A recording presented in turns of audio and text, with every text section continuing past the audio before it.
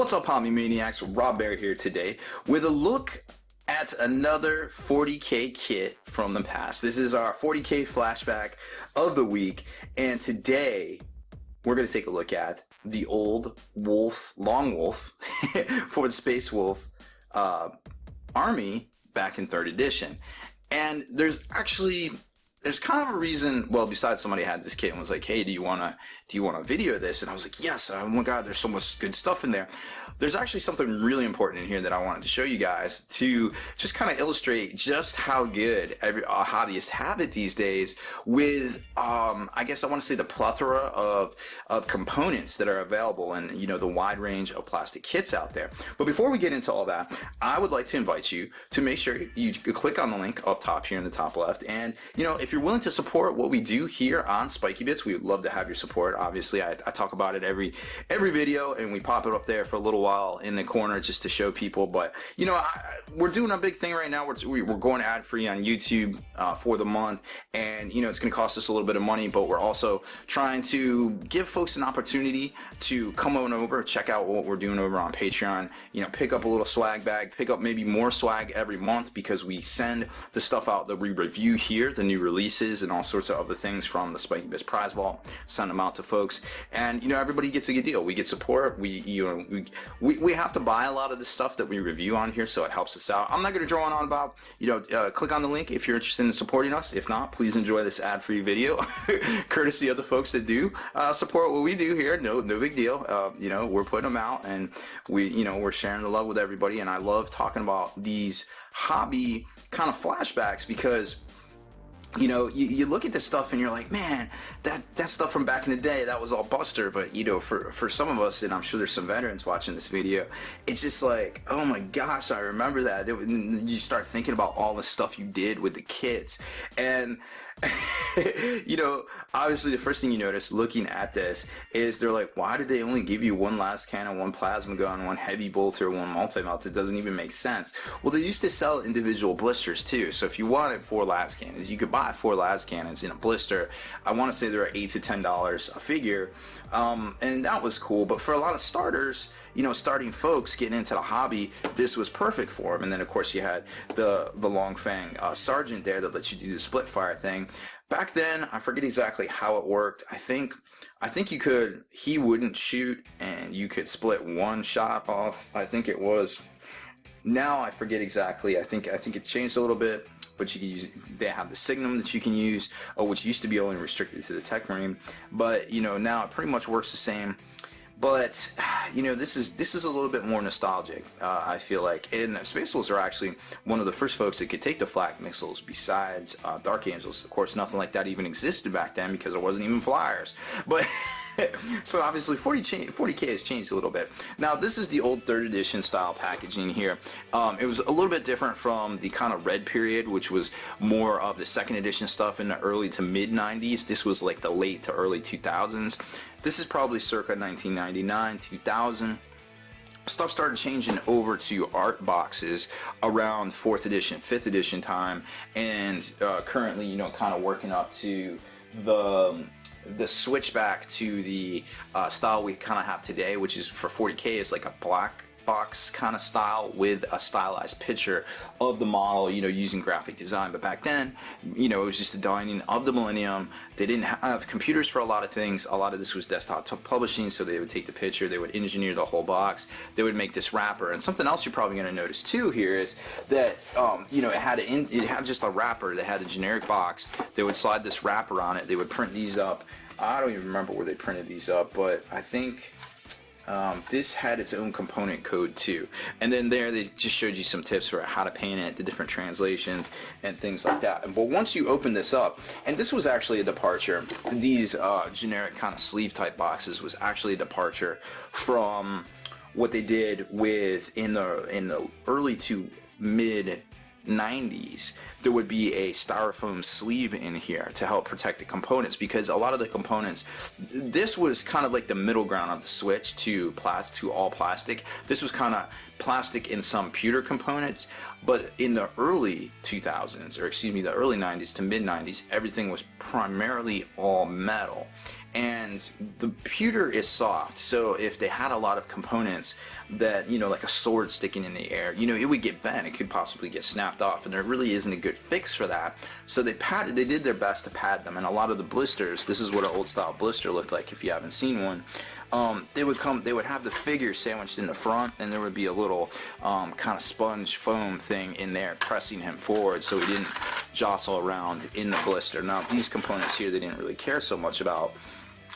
And then this was how you got your heavy weapons back in the day. There was a very specific backpack, and I can still remember to this day exactly which backpack goes exactly with which heavy weapon, because if you didn't pick the right one and you didn't pick the right set of arms, even back in the day, the arms lined up a certain way that they would not line up here as well. So if you picked wrong, it was really bad. So you had to use these little tabs here to try to figure out which one lined up with what.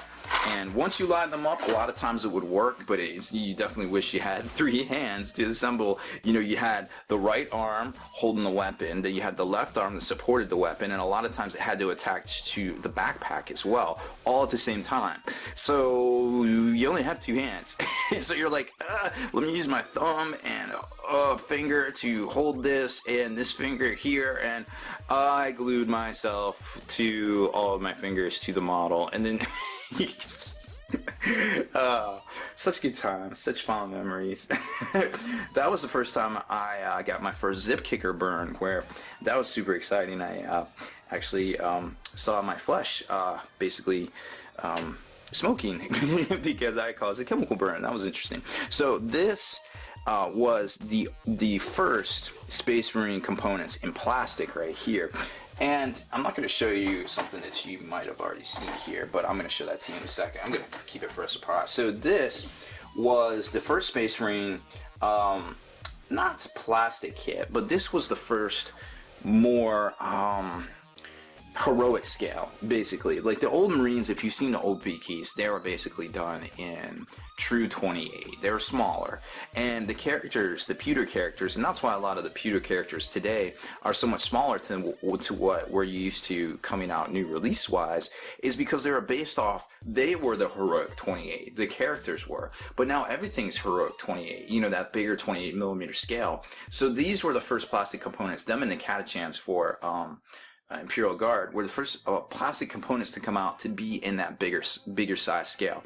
And, you know, it was very revolutionary for the time. And actually, if you look at the catachans from back in the day, they have muscles on their biceps or on their arms that don't even exist in anatomy. Like, if you look at it, you're like, where does that? I'm not the most buffest guy. I probably have some of the smallest arms in 40k, but I can tell you that some of those muscles probably don't exist. But that being said, you know, they're just kind of compensating anatomy, you know, and basically developing the whole thing as they went. And the results were great. I mean, very good looking models. The catachans were some of the, you know, fan favorites at the beginning. They were first plastic Imperial Guards to come out, because if you wanted to play guard back in the day, you had to buy them 2 troopers at a time in a plastic blister. Sometimes you could get the 10-man squads of like the Mordians or the Tallarans, or, you know, the Cadians themselves, which were pretty dope looking, but for the most part you had to collect them blister by blister. So that's why, you know, to get into tanks was a good idea, because it was easier to get plastic tanks.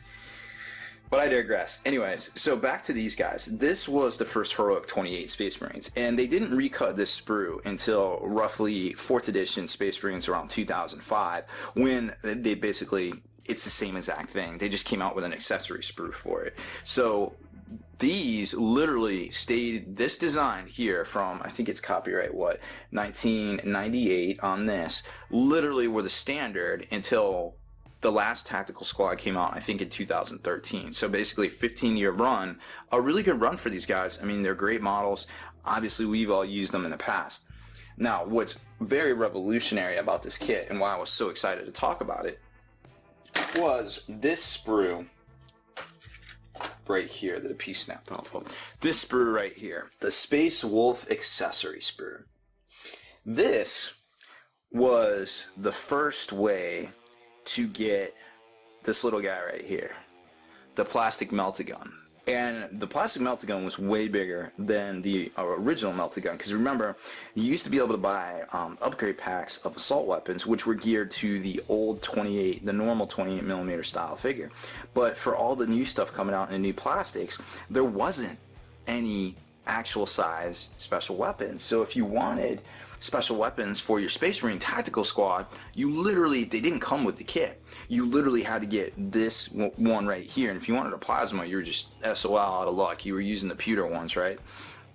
Also, what was cool about this was it was the first plastic power weapon that was, you know, the current size. Now, there's the old RTB01 accessory sprue from '88, but that didn't quite, you know, wouldn't match up with, you know, from the true 28 to the heroic 28. So this sprue right here, being for the Space Wolves, which came out with the Wolf Hunter, Grey Hunter squad, excuse me, around the same time as the Long Fangs here, was actually very groundbreaking stuff, because we didn't have anything like this for the actual Space Marines themselves for several years later, until almost 2005, when that sprue came out, when they re-released the Marines in 2005. Then we saw the Space Marine accessory sprue. There was also a sergeant on there, you know, with the little backpack sticking up, and then there was also a power sword on it and a rocket launcher as well. And that pretty much was the mainstay as well for another 10 years or so, until right about now, when they changed, you know, 2013, 2014, when they changed over to Space Marine accessory sprue.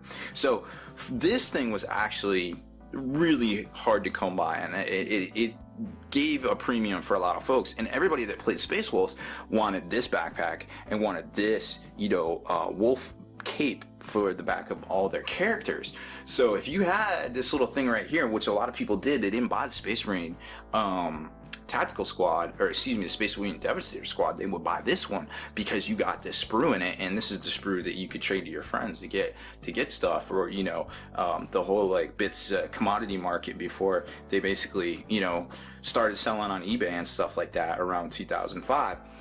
I would know a little thing or two about that. But that being said, this was really cool. It was cool seeing it again, because if I had to guess how many of these I've cut down in my career, I would say it is somewhere between 100 and 500. I went through a ton of these things. I mean, just my personal armies, I think I probably bought 10 to 15 over a 10-year span, and man, it's just really good seeing this little guy again, and it's really neat to see kind of how you know, how things were back in the day, because you really start thinking, man, you know, it's just cool to reminisce about how things were back in the day, and you know, remember all the hobby projects and things you did like that, and you see the stuff now and you're like, yeah, okay, this stuff now is definitely better, and it's very well done. You get way more options in a Devastator Squad, you know, for instance. And while there isn't a Space Marine, a Space Wolf Long Fang box, you can still get the Long Fang accessories when you buy the Space Wolf boxes. So it all works out, you know.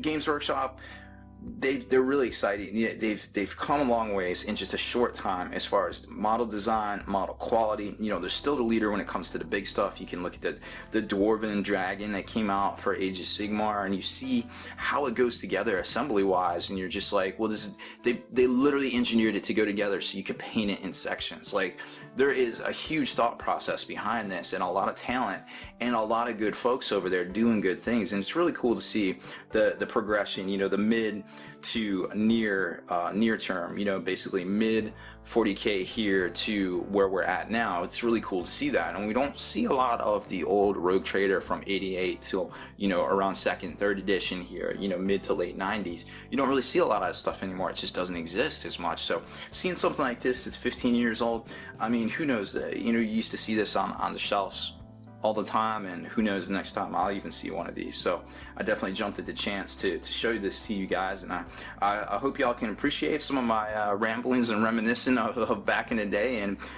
you know, give you a new appreciation for where we're at today with the design and all the basically complete availability of the lines out there for, you know, just Space Marines in general.